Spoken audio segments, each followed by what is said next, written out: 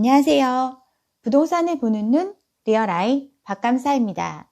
제가 지난 영상을 통해서 매도자의 유동성 그리고 매수자의 유동성을 살펴봤는데요.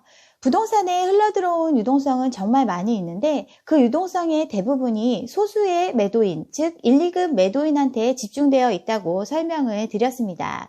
실제로 우리 주변의 대부분의 사람들이 해당하는 3급 매도인이나 매수인의 입장에서는 정말 유동성이 없는 걸 확인할 수 있었는데, 이러한 상황인데도 유동성 때문에 부동산 값이 앞으로도 계속 오를 거라고 이야기하는 사람들이 아직도 많이 있습니다.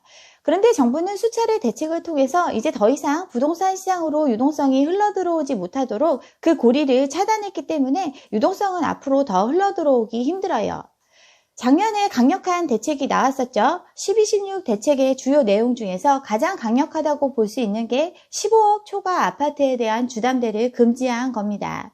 15억 초과 아파트 살 수 있는 현금 부자 많다고 맨날 떠들어댔었는데 15억 초과 아파트에 대해서 주담대를 금지하고 나니까 고가 아파트의 거래량이 뚝 떨어졌어요. 9억이 넘는 아파트도 오름세가 꺾이고 12.16 대책 이후에 석 달간 고가 아파트 매매는 60% 이상 급감을 했습니다. 초고가의 아파트를 사려면 자기 자본을 충분히 확보해야만 살 수 있다라고 얘기를 했더니 정말 살 수 있는 사람이 없었습니다. 이 대책이 기대했던 효과는 그거죠. 시장을 리딩하는 비싼 아파트의 가격이 조정이 되면 그 밑으로 가격을 보이고 있는 아파트들이 점차 시간이 지나면 하향 안정화될 것을 기대해서 이러한 정책을 내놨는데, 이 정책이 나오자마자 이제 대출이 되는 아파트들은 더 오른다고 계속 언론에서 떠들기 시작을 합니다. 정책 발표 한 달밖에 안 됐는데 9억 이하 아파트가 상승을 주도하고 있다고 기사가 물밀듯이 쏟아졌어요. 비강남권이나 수도권이 풍선 효과 때문에 오히려 더 가격이 오르고 9억 이하 아파트가 줄줄이 올라서 갭매우기가 본격화된다고 계속 얘기를 했습니다. 진짜 9억 이하 아파트가 막 급등한 것도 아닌데 이러한 얘기들이 지속적으로 나오다 보니까 실제로 저가의 아파트들의 거래가가 상승하기 시작을 했습니다. 규제의 효과가 나타나기도 전에 풍선 효과를 얘기하고 규제하지 않는 지역은 오른다고 연일 떠들어대니까 사람들이 거기 가서 집을 정말 사들인 거죠. 갑자기 수요가 몰리니까 집값은 정말 올랐어요. 그런데 그렇게 가서 사들인 물건들은 다 못난이 물건들이죠. 외곽의 아파트를 기존에 5억도 안 하던 걸 10억 가까이에 빚내서 끌어안으면서 정말 많은 거래가 이루어졌어요. 풍선 효과가 실제로는 아니라고 했고 가라앉을 거니까 좀 기다리시라고 말씀을 드렸지만 제 얘기를 다 들으시는 건 아니니까 많은 사람들이 정말 뛰어들었습니다. 부르는 게 값이었어요. 마스크 대란 때와 똑같죠. 지금 당장 필요하다고 생각하고 더 시간이 지나면 살 수 없다라는 불안감에 빠지니까 너도 나도 비싼 값의 물건을 사들이기 시작했습니다. 잠깐 마스크 대란 얘기하면 상황이 좀 진정되고 나서 보니까 중간에 매점매석한 사람들이 정말 많았죠. 규제가 없는 지역은 계속 풍선 효과가 나타난다고 하니까 정부는 곧이어서 또 정책을 발표를 했죠. 6.17 대책으로 조정 대상 지역 투기과열지구를 확대해서 풍선 효과 운운하는 지역을 대부분 규제 지역으로 편입을 시켰어요. 대책 나오기 전에 가장 많이 언급됐던 수원이나 인천 지역들 청약이 수백 대 1에 이르고 많은 사람들이 로또라고 막 달려갔었는데 경기 전 지역을 조정 대상 지역으로 묶고 또 수원이나 인천 같은 경우는 투기과열지구로 지정을 했습니다. 이런데도 정책 아무런 효과가 없다라고 계속 얘기를 하죠. 정책이 나오면 나올수록 더 값은 오른다고 얘기하니까 패닉 바잉은 이어졌어요. 사실 주춤할 줄 알았는데 영끌에서 젊은 사람들마저 막 외곽의 집들을 비싸게 사들이니까 법인들은 더 많이 사들였습니다. 7.10 대책이 나오기 직전에 아파트를 만여 채를 싹쓸이했다고 하죠. 아파트 투자를 전문적으로 하는 법인들은 기존에 발표된 정책에는 큰 영향이 없다고 생각하니까 더 집을 사들인 건데 바로 대책이 나오죠. 7.10 대책이 발표가 됐습니다. 어떻게 보면 징벌적 성격의 대책이라고 볼 수도 있어요. 세제를 대폭 강화해서 다주택자의 종부세를 최고 6%, 법인에 대해서는 종부세 최고세율을 적용하기로 발표를 합니다. 또 양도 차익에 대해서도 미등기 전매와 동일한 수준으로 1년 미만의 경우는 70%, 2년 미만의 경우는 60%로 시세 차익이 있으면 다 환수해 갈 거라고 대책을 발표를 하죠.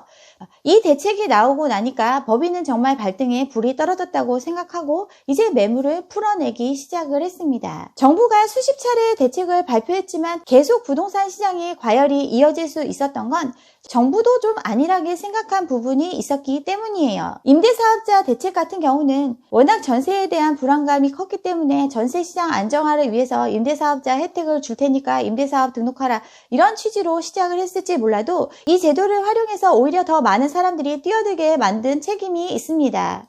그리고 제가 지난 영상에서도 말씀드렸던 것처럼 부동산 시장을 잡으려면 경착륙, 연착륙 이런 거 생각하지 말고 정말 이 불씨를 한 번에 꺼뜨릴 수 있을 정도로 강력한 대책을 해야 된다고 말씀을 드렸는데, 계속 경착륙을 우려해서 핀셋 규제라든가 뭐 이런 식으로 빠져나갈 수 있는 여지를 조금씩 남겨두니까 계속 이러한 상황이 지속이 됐어요.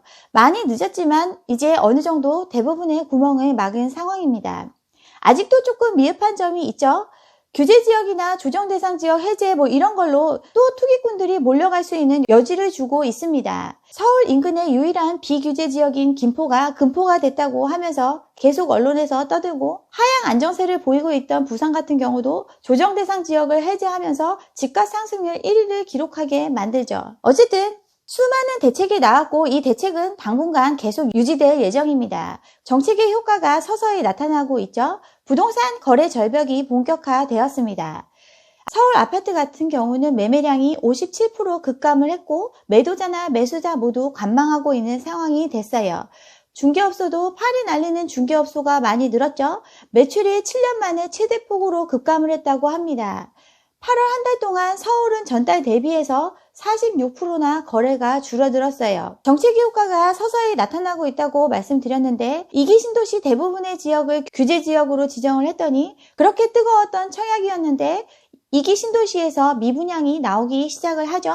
투기 수요가 빠져나가고 나니까 미분양이 시작되었습니다. 줍줍 무순인 청약도 대거 미달되는 상황이 됐어요. 지금 상황을 보면 정책의 효과가 서서히 드러나고 있고 사람들의 심리도 많이 꺾인 상황입니다. 유동성, 지난 영상에서 자세히 말씀드렸던 것처럼 정말 유동성이 없어요. 그리고 공급 부족 그렇게 많이 떠들어댔는데 공급 앞으로 계속될 예정입니다. 대출 받으면서 처분하기로 했던 물량들 3만 가구 앞으로 풀릴 예정이고, 다주택 법인들 지금 매물을 던지고 있습니다. 임대사업자, 자동 말소 등으로 여러 채 가지고 있던 물건들이 나올 수밖에 없는 상황이 펼쳐지고 있어요. 여기에 새로운 물량들도 계속 지어지고 들어오고 있죠. 역대 최대 분양 물량이 3, 4년간 계속되어 왔고 올해도 최대 물량이 분양되고 있습니다. 이 물량들이 신축으로 다시 시장에 공급되고 있고, 또 이것도 모자라서 3기 신도시, 또 서울 인근의 유의지 개발 등을 통해서 또 많은 공급을 예정하고 있어요. 우리가 마스크 대란 때를 생각해 보면 마스크가 당장 꼭 필요하다고 생각해서 사람들이 500원 하던 마스크를 5,000원이라도 없어서 못 사는 시절이 있었죠. 정부가 공적 마스크 제도 도입하고 시장을 조금 안정화시킨 이후에 지금 마스크 값은 예전보다 더 싸게 가격이 내려왔습니다.